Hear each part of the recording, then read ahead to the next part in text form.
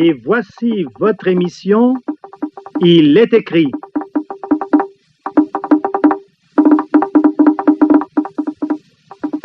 Une analyse des tendances, des faits, des événements de notre époque à la lumière des Saintes Écritures.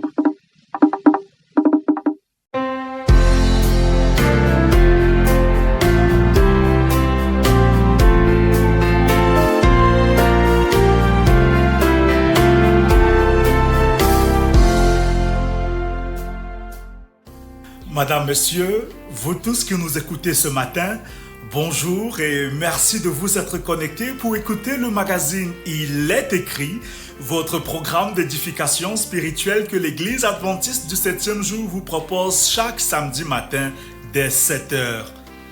Lionel Simo est à la partie technique, Madeleine Sangou est aussi présente pour nos conseils santé, Emmanuel et Marcel Milon assurent la partie logistique.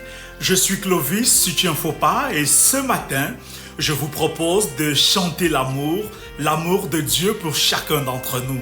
Mes chers amis, où que vous soyez maintenant, à la maison, au bureau, dans les champs, dans le bus, à l'usine ou au marché, installons-nous confortablement alors que nous savourons un extrait de cette chanson intitulée « Je chanterai ton grand amour ».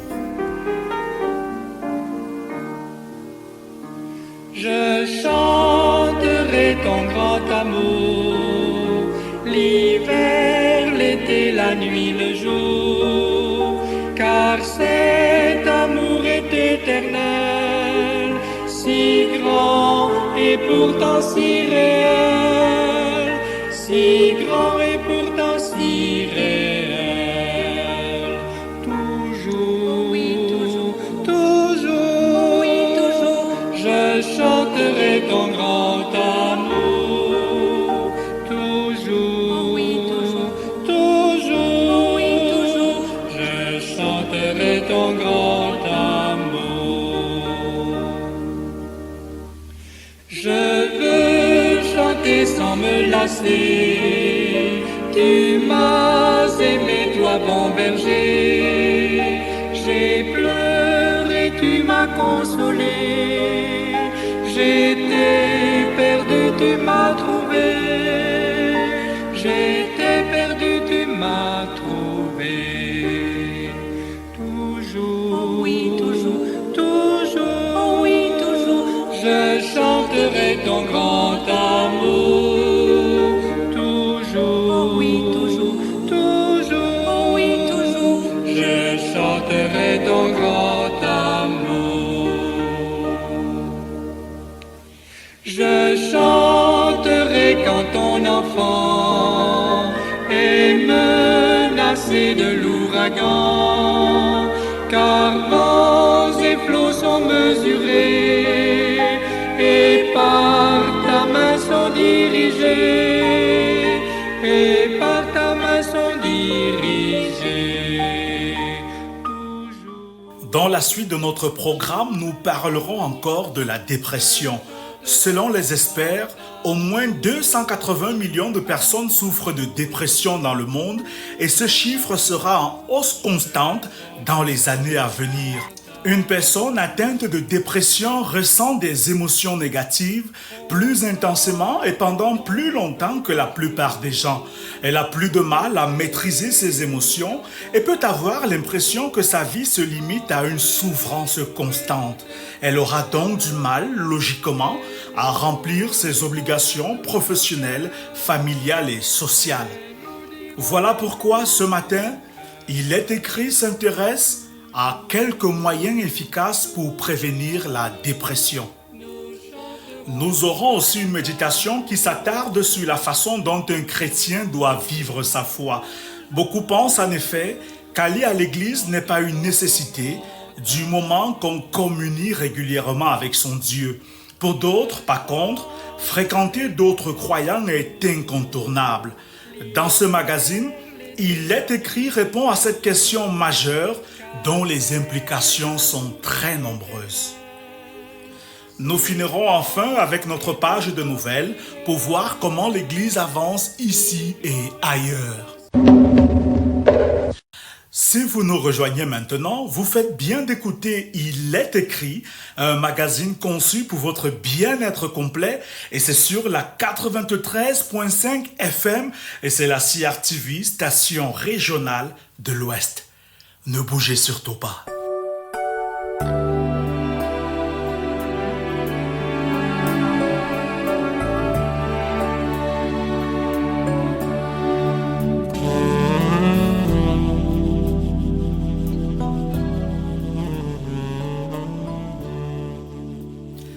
Madame, Monsieur, voici venu le moment de notre rubrique Santé et Bien-être et c'est avec, bien sûr, Madeleine Sango.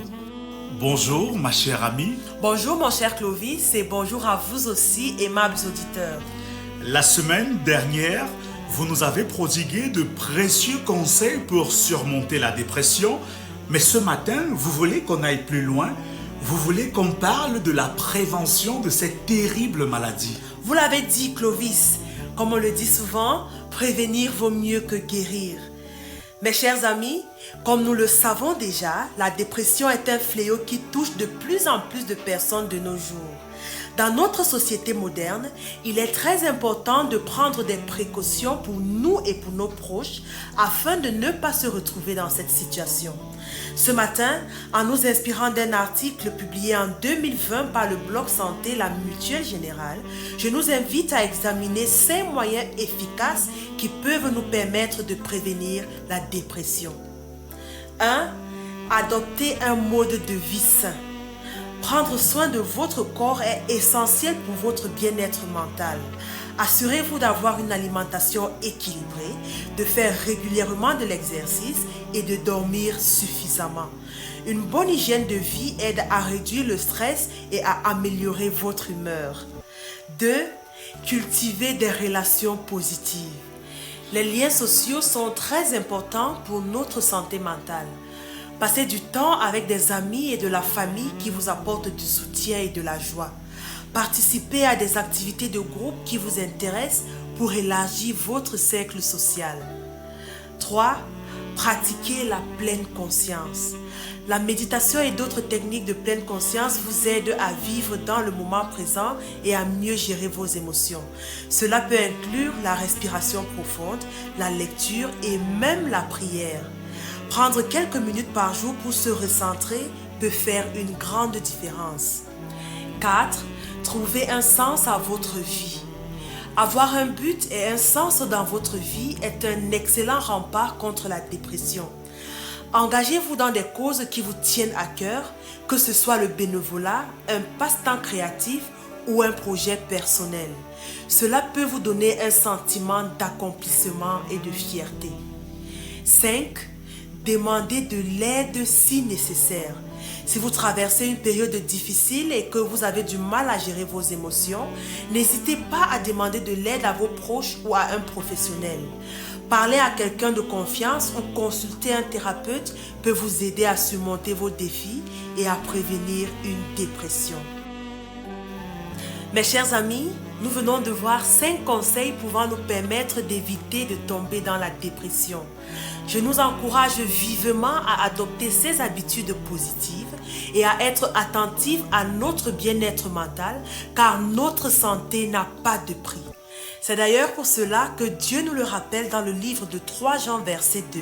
« Bien-aimé, je souhaite que tu prospères à tous égards et sois en bonne santé, comme prospère l'état de ton âme. » Nous avons fini pour ce matin, mais c'est avec un grand plaisir que je vous retrouverai la semaine prochaine pour aborder un autre sujet tout aussi important. Bon sabbat à tous. Bon sabbat, ma chère Madeleine, et merci pour ce sujet ô combien passionnant de la dépression. Nous avons déjà hâte de vous retrouver la semaine prochaine pour parler d'autre chose.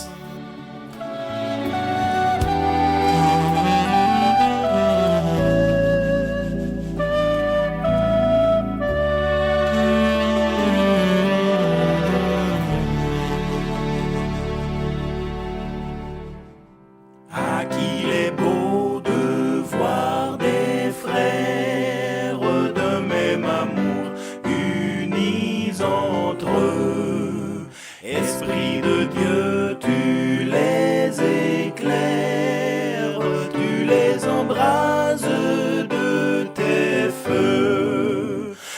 chants pieux et leurs prières, comme un encens monte aux cieux.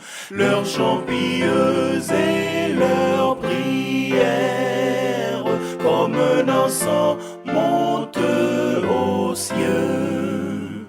Ô Rédempteur, en ta présence. Mes chers amis, Napoléon Bonaparte a affirmé que les peuples passent, les trônes s'écroulent, l'Église demeure.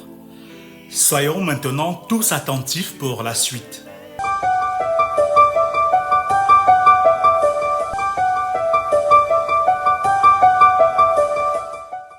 Il existe aujourd'hui un mouvement populaire qui affirme d'une part que Jésus est très important dans notre vie, mais qui considère d'autre part que la doctrine et l'Église ne sont pas indispensables. J'aime les choses spirituelles, mais je ne veux faire partie d'aucune Église. Baptisez-moi en Jésus-Christ, s'il vous plaît, et cela me suffit. Mais de grâce, pas d'adhésion à un groupe. Pour être tout à fait franc, on peut comprendre une telle attitude dans une société où les relations humaines sont de plus en plus compliquées. L'Église est synonyme de rassemblement de gens de tous bords sous un même toit.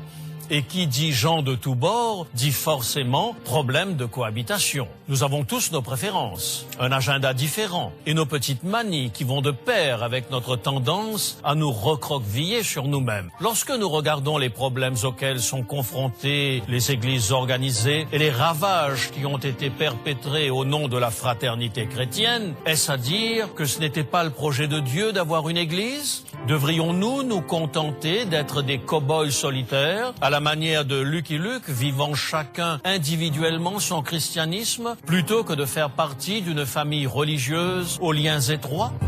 L'un des cerveaux les plus brillants du siècle dernier s'est trouvé aux prises avec la question des églises structurées. Selon certains de ses biographes, Albert Einstein aurait considéré l'église comme étant quelque peu insipide. Ne soyez pas surpris qu'Einstein se soit intéressé à la religion. En 1929, une interview parue dans le Saturday Evening Post confirme qu'Einstein répondait volontiers aux questions concernant ses rapports avec le christianisme. À la question « Jusqu'à quel point avez-vous été influencé par le christianisme ?» Einstein a répondu « Enfant, on m'a appris à découvrir aussi bien la Bible que le Talmud. Je suis juif, mais je dois avouer que j'ai toujours été subjugué par la figure lumineuse du Nazaréen. » En d'autres mots, non seulement Einstein s'est interrogé sur Dieu, mais de plus, il a étudié la vie de Jésus-Christ. Avez-vous lu le livre d'Émile Ludwig sur la personne de Jésus, lui demande le journaliste? Le célèbre biographe Émile Ludwig avait écrit en 1928 un livre au sujet de Jésus intitulé « Le Fils de l'homme ». Ce livre avait eu un succès extraordinaire en librairie. Einstein a répondu « Le livre d'Émile Ludwig au sujet de Jésus est creux. Jésus est trop colossal pour être livré à la plume d'un gratte-papier, aussi ingénieux soit-il. Vous connaissez l'existence historique de Jésus ?» Et Einstein de répondre « Sans aucun doute, nul ne peut lire les évangiles sans ressentir la présence vivante de Jésus. Sa personnalité transpire à chaque ligne. » On s'est souvent demandé ce que signifiait pour Einstein le fait de croire en Dieu. Mais une chose est claire, il croyait en quelque chose et sa certitude était forte. Lorsqu'il contemplait le cosmos, il était absolument frappé d'émerveillement. Plus vous pénétrez les secrets de la nature, plus vous concevez du respect pour Dieu, disait-il.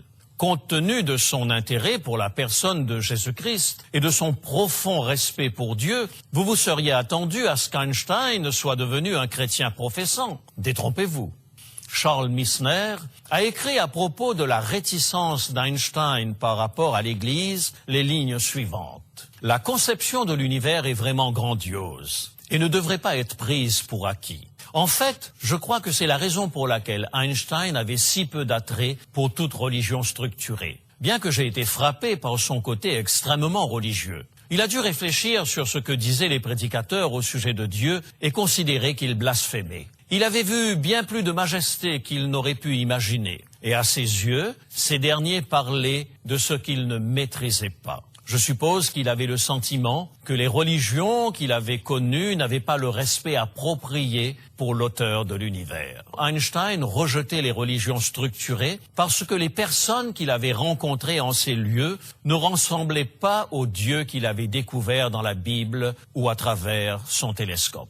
Un autre brillant penseur qui a rejeté l'idée d'appartenir à une église chrétienne, c'est le Mahatma Gandhi. Il aimait l'histoire de Jésus et citait souvent le sermon sur la montagne. Le missionnaire Stanley Jones demanda un jour à Gandhi pourquoi il ne s'était pas converti au christianisme. Gandhi lui répondit « Je ne rejette pas votre Christ, j'aime votre Christ. Le problème, c'est que trop de chrétiens sont si différents de votre Christ. » Le fond de l'histoire, c'est que Gandhi avait été blessé par le comportement des chrétiens. Tandis qu'il étudiait le droit en Afrique du Sud, il s'était mis à lire la Bible et avait décidé un jour d'assister à un service religieux dans une église. Mais il fut mis à la porte à cause des lois sur l'apartheid. À partir de ce moment, Gandhi décida qu'il adopterait certains enseignements de Jésus, mais qu'il n'aurait rien à faire avec l'Église chrétienne. Le plus triste, c'est que des millions de personnes partagent le même sentiment. À notre grande honte, nous devons, en tant que chrétiens, assumer une part de responsabilité dans la manière dont certaines personnes jugent l'Église. Bien souvent, qu'il s'agisse d'un choix de ne pas prendre un engagement jugé trop contraignant ou du désir de vivre son christianisme en solitaire, beaucoup se persuadent qu'ils peuvent être de bons chrétiens tout seuls dans leur coin.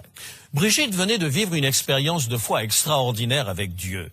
Nouvellement baptisée, elle faisait partie de la petite communauté chrétienne locale. Interpellée par sa joie de vivre et par son enthousiasme, un ami exprima le désir d'être baptisé à son tour. Brigitte estimait que son pasteur n'accédait pas assez vite au désir de son ami. « Pourquoi voulez-vous imposer à Joseph un ensemble de doctrines ?» demanda-t-elle à son pasteur. « Il veut tout juste être baptisé en Jésus-Christ. » C'est une des questions auxquelles tous les responsables d'Église sont confrontés un jour ou l'autre. Est-il réaliste de croire qu'une personne peut suivre Jésus sans pour autant adhérer à sa doctrine? Même si l'idée est populaire, ce n'est pas tout à fait ce que dit la Bible. L'évangile de Marc, relatant la guérison d'un démoniaque dans la synagogue, ajoute que tous étaient frappés de la doctrine de Jésus. Soulignons que le mot doctrine ici n'a rien de péjoratif. Il signifie simplement enseignement.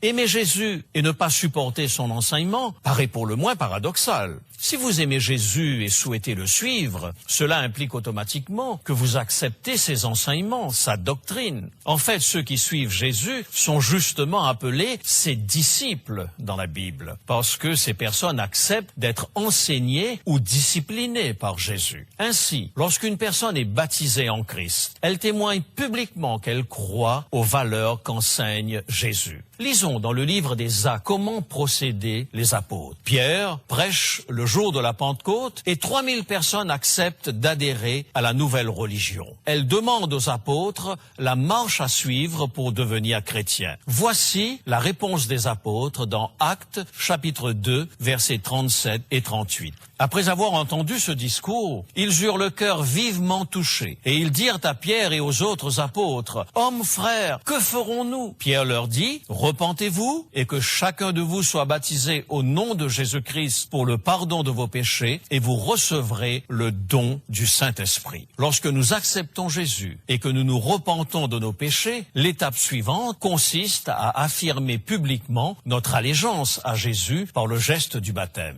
Qu'est-il advenu ensuite de ces 3000 personnes qui ont été baptisées à la prédication de Pierre? Actes, chapitre 2, versets 46 et 47. Ils étaient chaque jour tous ensemble assidus au temple. Ils rompaient le pain dans les maisons et prenaient leur nourriture avec joie et simplicité de cœur, louant Dieu et trouvant grâce auprès de tout le peuple. Et le Seigneur ajoutait chaque jour à l'Église ceux qui étaient sauvés. L'ordre naturel des choses dans l'Église primitive est présenté clairement dans ce texte. En premier lieu, les gens se repentent de leurs péchés et acceptent la seigneurie de Jésus-Christ. Puis, ces personnes sont baptisées en témoignage public de leurs décisions et elles sont ajoutées à l'Église. Il est clair à partir de cette expression que l'Église du Nouveau Testament était structurée. Ceux qui étaient baptisés devenaient membres de l'Église et participaient activement à la vie du groupe.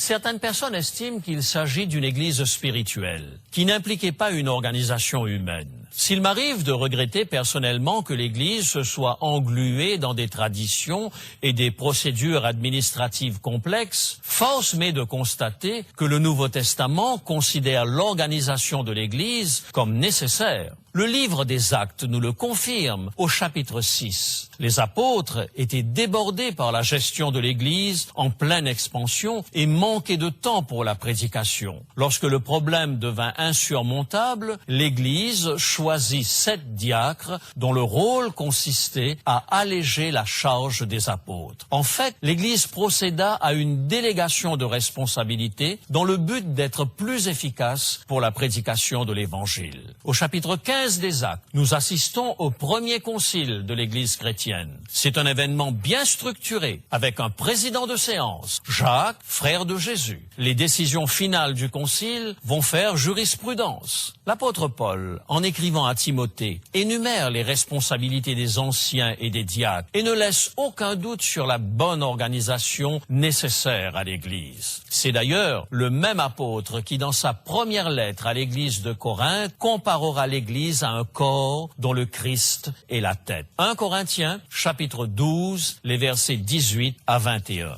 Maintenant, Dieu a placé chacun des membres dans le corps comme il a voulu. Si tous étaient un seul membre, où serait le corps? Maintenant donc, il y a plusieurs membres et un seul corps. L'œil ne peut pas dire à la main « je n'ai pas besoin de toi », ni la tête dire aux pieds « je n'ai pas besoin de vous ». Dieu a donné à chaque membre du corps du Christ au moins un don spirituel à mettre au service de la communauté, soit le don de sagesse, le don de prier, d'enseigner, de prêcher. Lorsque l'Église prêche la bonne nouvelle de Jésus-Christ au monde, nul n'est appelé à faire cavalier seul, car personne ne maîtrise à lui tout seul l'ensemble des dons spirituels. Je ne connais aucun individu qui soit en mesure de réaliser seul ce mandat. C'est pour cette raison que Jésus a institué l'Église sur terre. Le corps du Christ est appelé à fonctionner en parfaite synchronisation. Nous avons tous péché et nous sommes privés de la gloire de Dieu. Aussi devons-nous nous attendre à ce qu'il y ait des ratés dans l'Église. Ces ratés peuvent avoir des conséquences dramatiques. Il suffit pour cela de prendre connaissance des dérives tragiques des sectes. En lisant l'épître de Paul aux Thessaloniciens, j'ai été frappé par l'une de ses prédictions. Paul affirme qu'avant le retour de Jésus, il y aura une apostasie généralisée de l'Église. Or, sans l'existence de règles et de doctrines, il ne peut y avoir d'apostasie. Et lui-même a passé beaucoup de temps à combattre les idées erronées véhiculées dans les églises naissantes. De plus, comment comprendre l'avertissement de Jésus par rapport aux faux prophètes s'il n'existe pas une saine doctrine de référence? Ne soyons pas surpris que l'Église passe parfois par des tempêtes. Jésus lui-même a dit qu'il fallait laisser pousser l'ivraie et le bon grain dans l'Église jusqu'au jour du jugement, c'est-à-dire celui de son retour. Pourtant, malgré ces lacunes, l'Église demeure pour chacun de nous l'espace le plus sûr dans un monde sans repère. Paul nous exhorte à ne pas l'oublier dans son épître aux Hébreux, chapitre 10, versets 24 et 25. Veillons les uns sur les autres pour nous exciter à la charité et aux bonnes œuvres. N'abandonnons pas notre assemblée comme c'est la coutume de quelques-uns, mais exhortons-nous réciproquement, et cela d'autant plus que vous voyez s'approcher le jour. C'est au contact les uns des autres que nous pouvons exercer notre capacité à fonctionner selon le principe fondamental de l'Église, celui de l'amour. Il y a en chacun de nous un combat permanent. L'Église demeure, malgré ses défaites, un lieu où nous pouvons apprendre à fonctionner selon les valeurs difficiles à vivre, dans un monde où l'homme est un loup pour l'homme. Parlant de cette problématique, le sage dit dans Proverbes chapitre 27 et le verset 17, « Comme le fer aiguise le fer, ainsi un homme excite la colère d'un homme. » Trop de chrétiens sont partis du principe qu'à partir du moment où ils ont rencontré Jésus, leur caractère et leurs habitudes ont changé comme par enchantement. Ils oublient que l'un des rôles de l'Église, c'est justement de nous aider à gérer les relations humaines dans la perspective de l'amour. Il est aussi du rôle de l'Église de soutenir par la prière et par l'exhortation celui qui est découragé. C'est Jésus lui-même qui l'affirme. Matthieu chapitre 18 et le verset 20. 20. Matthieu, chapitre 18 et le verset 20. Car là où 2 ou 3 sont assemblés en mon nom, je suis au milieu d'eux. Vivre notre relation avec Dieu en solitaire est le meilleur moyen d'aider le diable à atteindre ses objectifs. Car c'est bien lorsque nous sommes le plus confiants en nous-mêmes que nous sommes le plus fragiles. Pierre a appris la leçon, lui qui fanfaronnait à l'annonce de la crucifixion prochaine de Jésus. Lorsque les autres t'abandonneraient, moi je ne t'abandonnerai pas. Quelques semaines après son triste reniement, nous le retrouvons à la Pentecôte. Moins confiant dans ses propres capacités, mais plus fort en Christ. Actes, chapitre 2 et le verset 14. Alors Pierre, se présentant avec les 11, éleva la voix et leur parla en ces termes. « Hommes juifs, et vous tous qui séjournez à Jérusalem, sachez ceci et prêtez l'oreille à mes paroles. » Les disciples offrirent un front uni en ce jour de la Pentecôte. Oubliez les disputes pour savoir lequel était le plus grand parmi eux ou le plus courageux. Soumis à l'Esprit Saint, ils agissaient d'un commun accord, dit la Bible. C'est dans l'unité d'action que nous sommes assurés des plus grandes victoires. Un homme aborda un jour le célèbre évangéliste Dwight Moody et lui confia qu'il n'avait nul besoin d'église. Moody ne dit mot, mais se dirigea vers la cheminée. Saisissant un morceau de charbon, il le sortit du feu. Rapidement, le morceau de charbon arrêta de flamber et ne fut plus bientôt qu'un lumignon fumant. Moody n'eut pas à dire un mot pour faire passer son message. Qu'est-ce qui vous a poussé à abandonner votre église ? Avez-vous été blessé par ceux qui se disaient chrétiens? Avez-vous eu peur de vous engager? N'oubliez pas que Jésus ne revient pas pour un ensemble disparate de gens. Il revient pour chercher son épouse, l'Église. Aussi imparfaite qu'elle puisse être, l'Église est toujours l'épouse de Christ. Pourquoi refuseriez-vous de faire partie de la famille que Jésus a instituée et qu'il aime? Quelle que soit la famille spirituelle dans laquelle vous avez été élevé, je vous invite à refaire un cheminement spirituel. De toute façon, l'instinct grégaire de l'être humain vous poussera naturellement à recréer d'une manière ou d'une autre une famille, que ce soit celle des collectionneurs de timbres-poste ou des chasseurs de caribous. Le danger, c'est que le besoin d'une famille peut parfois déboucher sur des associations moins honorables. Rencontrer d'autres personnes partageant les mêmes valeurs et le même idéal chrétien fondé sur le principe unique de l'amour mutuel est certainement un excellent moyen de s'encourager et de se soutenir les uns les autres. Vous en tirerez très certainement d'innombrables bénédictions. Ô Rédempteur, en ta présence, dans ta sainte communion, il savoure la jouissance d'une céleste affection. Aussi leur cœur en assurance t'offre leur adoration. Aussi leur cœur en assurance t'offre leur adoration. Dans tous les lieux. Vous venez d'écouter la méditation intitulée « Chrétien solitaire ». C'était une réflexion du pasteur José Élysée. Chers amis, voici à présent nos nouvelles.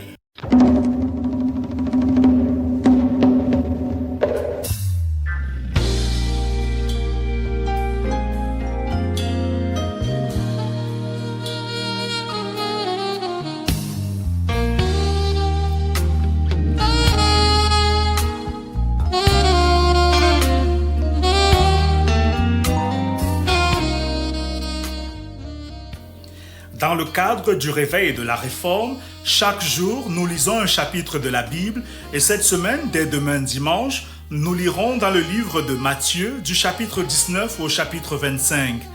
L'autre lecture de la semaine se fera dans le livre Jésus-Christ au chapitre 56 et 57. Chaque jour, à 7h le matin ou 7h le soir, nous allons prier pour réclamer la puissance du Saint-Esprit dans nos vies. Nous allons prier aussi pour l'unité et la paix dans nos familles. L'université adventiste Kozandé au Cameroun a un nouveau top management. En effet, Le comité directeur de cette institution s'est réuni mercredi dernier et a choisi de nouveaux responsables ainsi qu'il suit. Recteur, pasteur Dr Ngele Aristide Toussaint. Conseiller technique auprès du recteur, professeur Assam Jean-Paul, professeur Wakata Annie, professeur Avon Désiré, docteur Bougia Marie-Cécile, pasteur docteur Wari Ndaïsala Gilbert. Vice-recteur en charge des affaires académiques, docteur Issa Bodombaye, vice-recteur en charge de la recherche, de la coopération et des relations avec le monde des entreprises, pasteur Dr Mbopakok René Blaise, vice-recteur en charge des finances, pasteur Abiné Jean, vice-recteur en charge des affaires estudiantines, monsieur Ondoa Jean-Philippe. La suite, ce sera dans nos prochaines éditions. À tous les nouveaux responsables de l'Université adventiste Kozandé, il est écrit adresse ses vives félicitations. Bon vent et que l'Éternel vous conduise. Pour tous ceux qui se trouvent en ce moment à Yaoundé ou ses environs, du 21 au 31 août prochain, vous avez l'opportunité de découvrir les secrets d'une vie victorieuse avec le pasteur Mbiakob Jean-Hus chaque soir de 17h30 à 19h30 dans la chapelle de la communauté adventiste de Yaoundé Centre, à côté de la boulangerie Kalafatas. Parlons maintenant de jeux vidéo en cette période de vacances. Nous vous invitons, chers amis, à télécharger un jeu vidéo divertissant et très instructif pour toute la famille, un jeu vidéo qui vous permettra à coup sûr d'améliorer vos connaissances sur la Bible, ceci de façon plaisante. En effet, Heroes, le jeu sur la Bible, est un quiz en 3D totalement gratuit et sans publicité que vous pouvez télécharger sur App Store ou Play Store sur votre smartphone, votre tablette ou votre ordinateur. Et une fois installé, vous n'avez plus besoin de connexion Internet pour en profiter chaque jour. En 2 ans, ce jeu vidéo qui a été développé par le département des communications de l'Église adventiste mondiale a déjà été téléchargé plus de 500 millions de fois. Alors, vous aussi, n'attendez plus longtemps pour profiter des bienfaits de Heroes, le jeu sur la Bible. Heroes, le jeu sur la Bible, à télécharger gratuitement sur Play Store ou App Store. À l'étranger, aux Philippines, la chorale adventiste Sola Gracia a obtenu la première place lors du 8e Festival international des chorales de Singapour 2024 et s'est qualifiée pour la même occasion pour le 4e Grand Prix choral d'Asie 2025.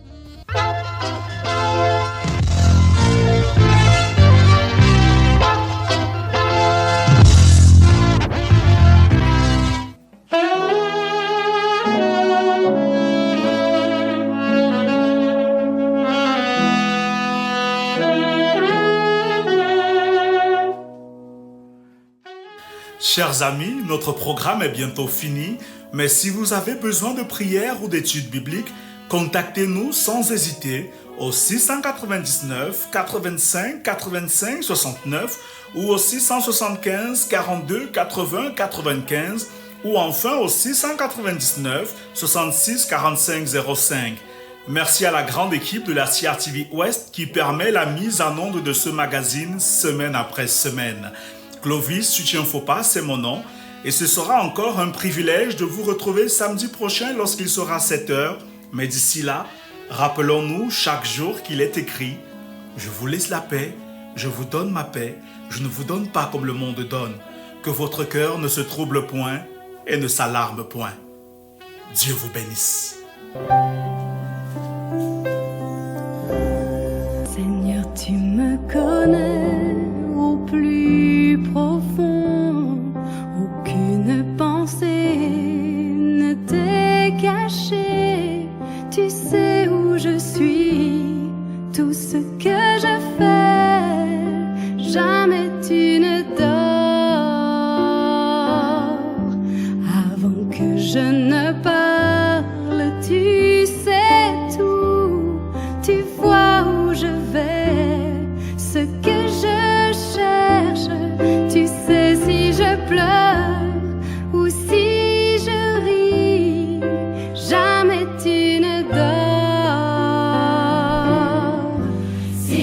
fuis, tu me suis de ton amour. Je ne peux vivre sans ton amour.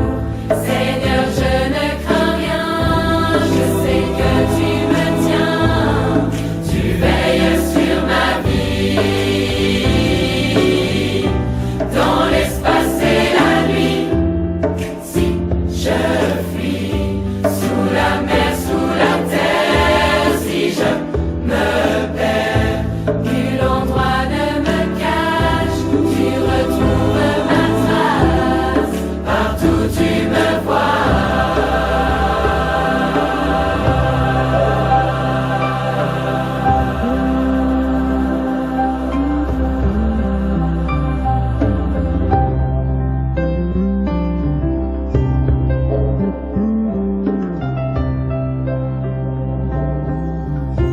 Seigneur, quand je m'assieds, quand je me lève, ta main m'accompagne et me conduit.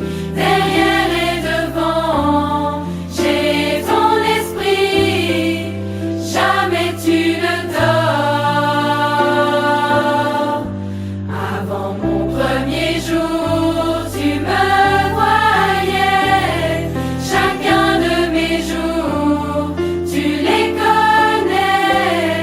Et quoi qu'il arrive, je sais tu es là. Jamais tu ne dors.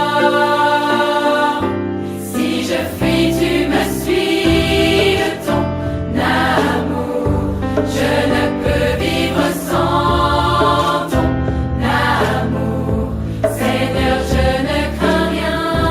Je sais que tu me tiens. Tu veilles sur ma vie. Dans l'espace et la nuit, si je fuis sous la mer, sous la terre, si je me perds, nul endroit ne me cache. Tu retrouves ma trace, partout tu me vois. Éternel Dieu, tu m'environnes autour de moi, toujours présent à mes côtés. Éternel Dieu, jamais ton amour ne dort.